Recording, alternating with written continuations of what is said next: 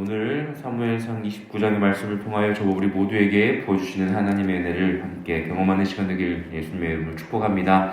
오늘 광고를 까먹었었는데 우리 원로 목사님께서 어제 부산으로 우리 교단 총회 참석차 방문하고 계십니다. 오늘 아마 오실 텐데 그 모든 일정이 잘 마무리될 수 있도록 함께 기도해 주시면 감사하겠습니다.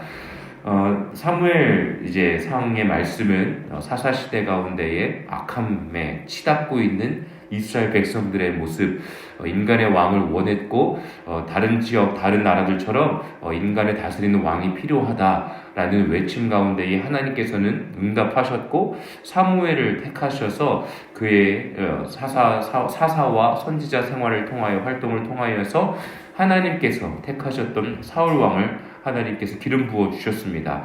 어찌 보면 인간의 연약함을 하나님께서는 아시지만 또한 그들의 연약함의 이야기들을 들어주시는 분이신 것을 우리가 깨닫길 원합니다. 그런데 우리의 연약함을 들어주시는 하나님, 그리고 그 대안으로 하나님께서 또한 왕을 세워주시는 하나님, 그렇다면 하나님께서 인간의 연약함을 인정하고 계시고 그 연약함 가운데에 그럼에도 불구하고 하나님을 예배하고 찬양하고 하나님을 경외하며 살아갈 수 있도록 선지자와 또한 하나님이 택한 왕을 세워주셨다면 택함받은 자들이 하나님의 사명을 잘 감당하는 것이 바로 하나님의 뜻에 맞게 우리가 함께 살아가는 것, 우리가 이 사무엘상의 말씀을 통하여 깨닫는 저와 우리 모두가 되길 원합니다. 그런데 사무엘은 다행히도 그 사사시대 가운데에 수많은 사사들이 세워졌지만 어떻습니까? 사람들이 계속해서 여호와 하나님을 섬기지 않았단 말이죠. 그럼에도 불구하고 사무엘은 끝까지 하나님의 말씀을 대언하고 하나님의 뜻을 잘 따라 살아갔습니다.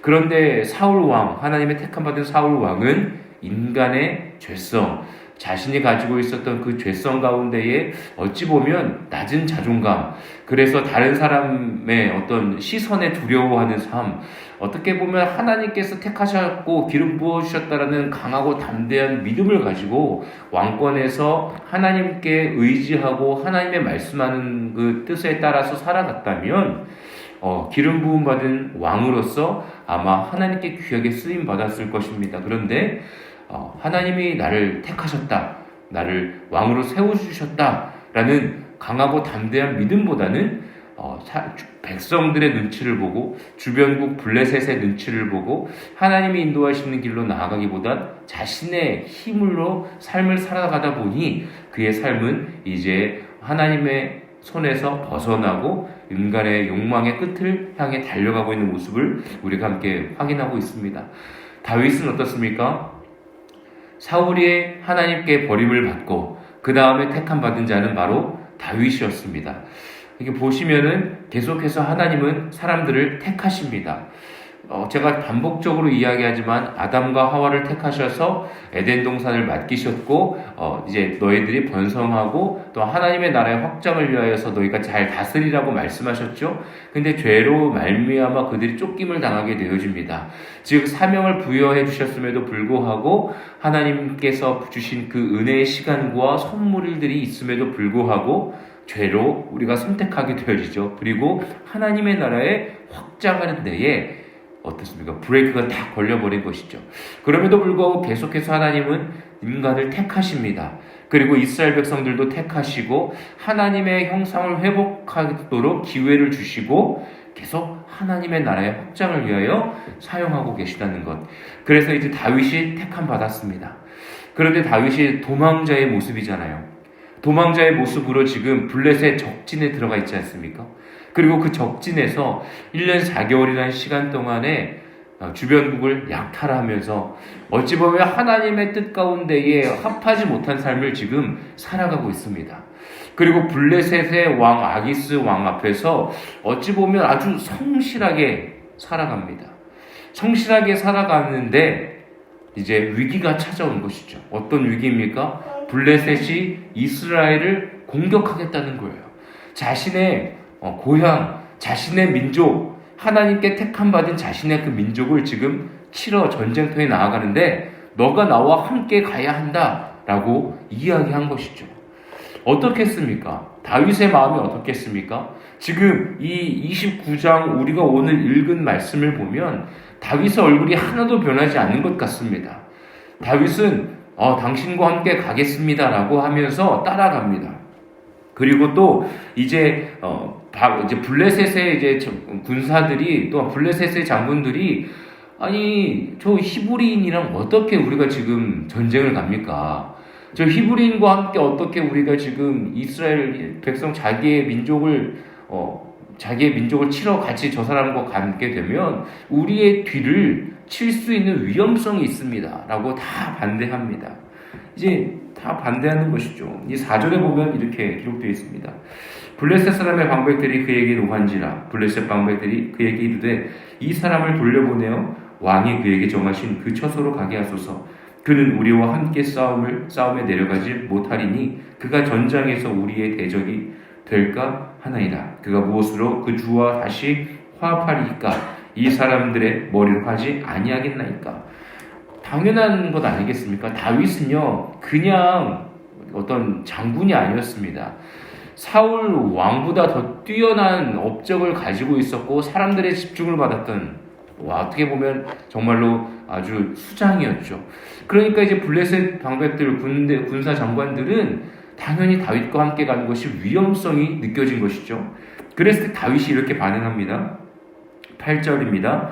다윗이 아기스에게 이르되 내가 무엇을 하였나이까? 내가 당신 앞에 오늘까지 있는 동안에 당신이 종에게서 무엇을 보셨기에 내가 가서 내 주 왕의 원수와 싸우지 못하게 하시나이까? 하니 지금 다윗의 얼굴은요 하나도 변하지 않고요. 아니 내가 당신 앞에서 아기스 왕 당신 앞에서 뭐 어떻게 했길래 내 주 왕의 대적이라고 지금 이스라엘을 표현하고 있습니다. 자신의 민족들을 블레셋의 원수라고 이야기하면서 내 주 왕의 원수들을 무찌르러 왜 나를 안 데려가십니까? 라고 얼굴이 변하지 않고 이야기하고 있습니다. 다윗의 마음이 정말 그랬을까요? 분명한 것은 자신의 사랑하는 가족이 있는 자신들의 민족을 치러 가는 것이 그리 쉽지는 않았을 것입니다. 그런데 그 위기 가운데에서 자신의 목숨을 보존하기 위하여서 어찌 보면 아기스 왕 앞에서 이렇게 이야기하고 있는 것이죠. 그런데 하나님께서는요 다윗을 택하셨고 다윗에게 기름 부으셨고 다윗의 마음의 중심을 계속해서 확인하고 계셨을 것입니다. 그랬을 때 그 위기 가운데에서 자신의 민족을 칠 수밖에 없는 그 위기 상황 가운데에서 하나님께서는 블레셋 방백들을 사용하셔서 다윗이 전쟁터에 나아가지 못하도록 그 길을 막고 계시는 겁니다. 사랑하는 저와 우리 모든 성도님들의 삶 속에요. 광야와 같은 세상을 살아가는 저와 우리 모두의 삶 속에 하나님께서 분명히 우리를 보호하고 계시고 어려움의 시간 가운데에 우리들을 구원해 주신다는 것을 믿고 나아가는 저와 우리 모두가 되어지길 원합니다. 이 방법이 굉장히 어떻게 보면 어려운 상황에 어떻게 보면 뜻하지 못한 사람들을 통하여서요 지금 다윗이 전쟁터에 나아가지 않아도 되게 되는 상황입니다. 저와 우리 모두의 삶 속에 영적인 전쟁, 끊임없이 이루어지고 있는 영적 전쟁의 삶 속에서 하나님께서 때로는 우리가 예상치 못한 사람들을 통하여서 어찌 보면 원수를 통하여서도 우리의 삶 가운데의 어려움들의 시간들을 스탑시켜 주시는 하나님의 은혜가 경험될 줄로 믿습니다. 저와 우리 모두의 삶 속에요 주님의 은혜를 충만하게 경험하길 원합니다. 그런데 다윗이 그렇게 어떻게 보면 목숨을 구하면서 그 시간들을 이겨낼 수 있었던 이유 중에 하나는요 그가 바로 아주 다윗의 성실함이 그 땅 가운데서도 인정되었기 때문입니다. 그가 주변국을 약탈하고 어찌 보면 또 아기스 왕에게 거짓된 보고를 하는 연약함의 모습도 보였는데요. 그가 끊임없이 그의 삶 가운데 중요하게 여겼던 것은요. 바로 이렇게 우리가 확인해 볼 수 있습니다. 3절 하반절에 보면요. 이렇게 기록되어 있습니다. 아기스가 이렇게 이야기하는 거예요. 하반절에 보면 여러 날 여러 해로 돼 그러니까 함께 있은지 여러 날 여러 해로 돼 그가 망명하여 온 날부터 오늘까지 내가 그의 허물을 보지 못하였노라 라고 기록되어 있습니다. 그러니까 허물을 보지 못했다는 것은요, 그에게서 어떤 약점들을 보지 못했다는 거예요.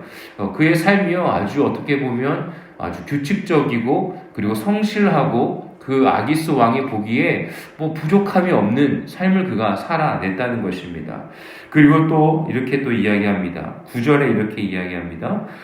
아기스가 다윗에게 대답하여 이르되 내가 내 목전에 하나님의 전령같이 선한 것을 내가 아나 블레셋 사람들의 방백들은 말하기를 그가 우리와 함께 전장에 올라가지 못하리라 하니라고 기록이 되어 있습니다. 하나님의 전령같이 선한 것을 내가 안다라고 이야기합니다. 하나님을 섬기고 있다라는 것을 이제 알고 있는 것이죠. 하나님을 섬기는 자로서 그가 선함으로 살아갔다는 것입니다. 인간의 연약함으로 그 1년 4개월 동안 하나님의 뜻을 묻고 나아가기보다는 어떻게 보면 인간의 생각들로 선택하면서 주변국도 약탈하고 다윗에게도 연약함의 모습들이 드러나는 우리가 27장의 모습, 28장의 모습들도 우리가 확인했고 27장의 모습도 확인했지만 분명한 것은 그의 삶 속의 중심 가운데에 하나님을 예배하는 삶, 그리고 성실한 삶, 허물을 보이지 않는 삶이 지금 주변에 있는 아기스 왕에게는 보였다는 것입니다. 저와 우리 모두의 삶 속에요, 실수할 수 있습니다. 우리가 잠시 넘어질 수 있습니다. 그런데 정말 중요한 것은요, 우리가 회개하고 주님의 십자가 앞에 나아가 기도하고 우리의 삶을 주님께 다시 내어드리면서 성실하고 허물 없이 하나님의 전령과 같은, 하나님을 전달하는 자와 같은 삶을 살아가는 저와 우리 모두가 되어야 될 줄로 믿습니다. 그렇게 살아갔던 다윗은요, 원수의 그 바벨론의 왕에게도 인정을 받고 있는 것입니다. 세상이 악하다라고 이야기합니다. 어찌 보면 맞죠. 죄가 가득한 세상이죠. 그 세상의 사명자로 저와 우리 모두가 택함 받아야 부르심을 받은 것이죠. 그렇다면 저와 우리 모두가 어떻게 살아야 합니까? 이 전쟁과 같은 영적 전쟁이 충만히 이루어나가고 있는 이 시대적 상황 속에서 저와 우리 모두는 묵묵히 하나님의 뜻을 묻고 하나님께서 우리에게 맡겨주신 일터에서, 가정에서 성실히 묵묵히 하나님을 따르며 살아가야 될 줄로 믿습니다. 우리의 삶이요, 그래서 주변에 있는 사람들에게 또한 하나님을 알지 못하는 자들이 보았을 때도 정말 성실하구나, 정말 허물이 없구나, 내가 이 사람과 함께하면 참 좋겠구나, 하나님의 나라를 위해 너가 지금 쓰임받는 자구나 라고 평가받을 수 있는 믿음의 자녀가 되길 예수님의 이름으로 축복합니다. 분명한 것은요, 다윗이 내가 당신의 원수들과 함께 싸우겠습니다, 즉 우리의 민족과 함께 싸우겠습니다 라고 하는 그 이야기가 정말 얼마나 마음이 아팠겠습니까? 얼마나 두려웠겠습니까? 걱정이 됐겠습니까? 하나님께서는 그의 마음을 아시고 그를 구원해 주셨습니다. 저와 우리 모두의 삶이요, 하나님께서 우리의 삶이 죄악을 선택하라고 그냥 내버려 두지 아니하십니다. 우리가 다윗이 지금 고백한 것처럼 우리의 삶 속에 하나님을 저버리는 일을 결코 내버려 두지 아니하십니다. 우리의 삶 속에 두려움 가운데 있으십니까? 혹여나 그리스도인으로서 이 세상에 살아가는 것이 쉽지 않으십니까? 분명한 것은 우리의 정체성을 숨기면서 살아가지 않도록 주님께서는 우리를 택하여 주셔서 구원해 주시고 더욱더 은혜를 허락해 주시고 힘을 허락해 주실 것입니다. 그 은혜를 경험하며 체험하며 누리며 은혜를 나누며 살아가는 저와 우리 모든 성도님들 되시기를 예수님의 이름으로 간절히 축복합니다. 아멘. 우리 시간에 주여